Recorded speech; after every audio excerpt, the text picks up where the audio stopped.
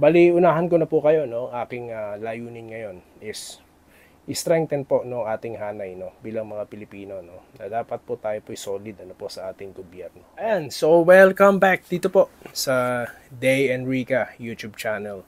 At well, ito po yung ating unang episode ano po ng ating usapang OFW. Ayan. So diyan na po papunta ang ating direction ano po dito po sa ating channel. More on reality na po no kung ano po talaga ang ating kalagayan dito no. Well, of course, yung mga troubles, marami pa po yan. No? So, nire-reveal po natin ating mga plans, ano po. At yun nga, maganda po kasi yung gagawin natin, no? Bali, magre-relocate na naman po tayo ng studio. Yun, kaya po may pa-countdown ako sa aking FB page. Ayan. Sa mga nag-subscribe po na aking kaibigan, so alam niyo na kung bakit tayo nagka-countdown, no? Hindi po tayo hindi po tayo tawag ito, hindi po tayo magla-live stream. Ayan. Bagkos tayo po magtitiklop na po muna tayo ng office ano po at tayo po yung magre-relocate no. Anyway, so ngayon po ang ating topic ano po, gusto ko pong sabihin sa inyo no na isa sa mga gusto ko pong i-topic dito sa ating channel no kasi ang layunin ko po talaga ngayon is magbigay po ng awareness no. Aside sa pag-share po sa inyo ng aking kabuhayan ano po bilang isang OFW no dahil napapanahon na po na tayo po mag-share tungkol niyan dahil yun naman po talaga ang aking hanap buhay ano po. I mean yung status ko po rito sa Singapore no. At marami po tayong may mga tips po tayong sasabihin dito baka makatulong po sa inyo ano po. Lalo na sa mga aspiring gusto pong mag-abroad ano po, mga first time ganyan. May mga tips po tayo bali sa mga susunod na pong mga episode yan. Ayan. So this will be our first. Ngayon, ang topic po natin no, mabilisan lang po no. I plan to have 5 to 6 minutes no na topic no. Mabilisan lang. So yun nga po OFW point of view ano po. Ang point of view po natin, gusto ko po magbigay din awareness sa inyo no, sa mga nangyayari po sa paligid natin. Diyan po, especially sa Pilipinas. Dahil baka di nyo po kasi alam ano po ang situations natin dyan ngayon. Dahil nga tayo po busy no, sa pagtingin or pag-update no, ng mga buhay showbiz no, dahil alam naman po natin marami pong makaganapan sa nakaraan pong content natin. Ayan, patungkol sa TVJ, tayo po yung nakikisala rin po sa usap-usapan na yan. At ngayon po, ang matindi pong usapan ngayon, lalo na po sa aming hanay ng mga OFW, yung mga nangyayari po ngayon dyan, politically, Dahil nga po, ngayon, kung napapansin nyo, yung mga dati pong vlogger, no, na taga-suporta ng ating administrasyon, ngayon po, kontra na, no.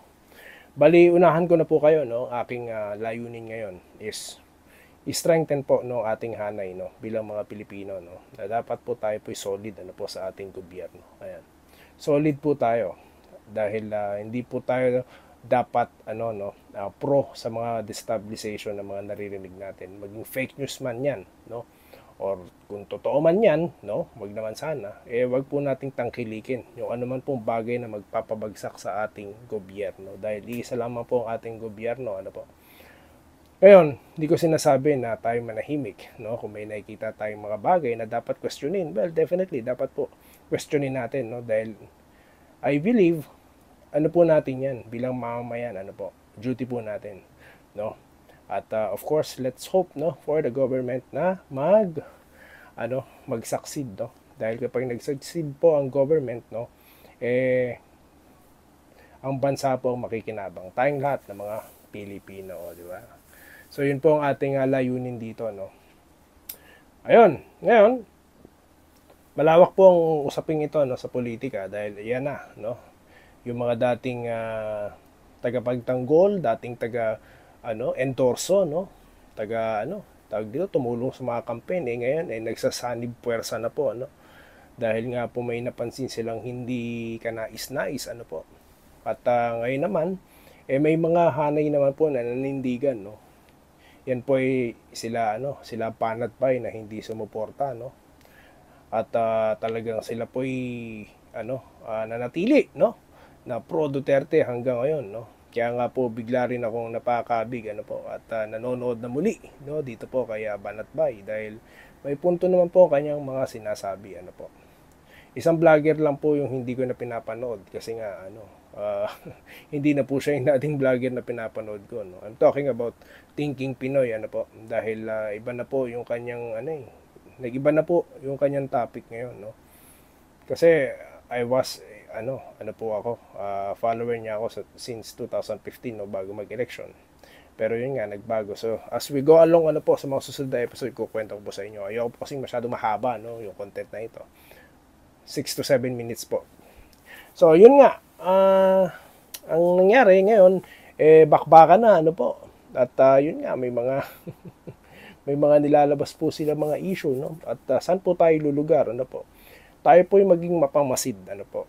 Huwag po tayong masyadong malulong sa mga kung ano po mga showbiz balita diyan, no. Tayo po tumingin din po ng mga bagay na importante, dahil hindi nyo po nalalaman, may mga shutdown na pong nangyayari here and there. Shutdown na yung isang station, shutdown na mga FB pages ng mga kilalang personalidad sa larangan ng pagbablog, po, mga dati pong supporter yan. So yun pong ilan sa ating maitatakel, po, sa ating channel na po, no, dito sa Day Enrica YouTube channel. Medyo seryoso, po, para po lang magbigay ng update sa inyong lahat and of course, mulatin kayong lahat, po, sa kasalukuyang sitwasyon ng ating bansa. So yun lamang po, no, ang ating pag-uusap ngayon, at sa susunod pong episode i-elaborate po natin yan, po. At magkita-kita tayong muli, po, dito. So usaping political naman, pero hindi naman po ganun kalalim, Dito lamang, no, sa De Enrica YouTube channel. At muli, maraming salamat po sa inyong panonood. Kung nagustuhan nyo po ang bago nating topic na itatakil dito o mga paksa, po, i-like at i-comment nyo na po, no, sa comment section. At maraming salamat po muli sa inyong panonood. Magandang araw po sa inyong lahat.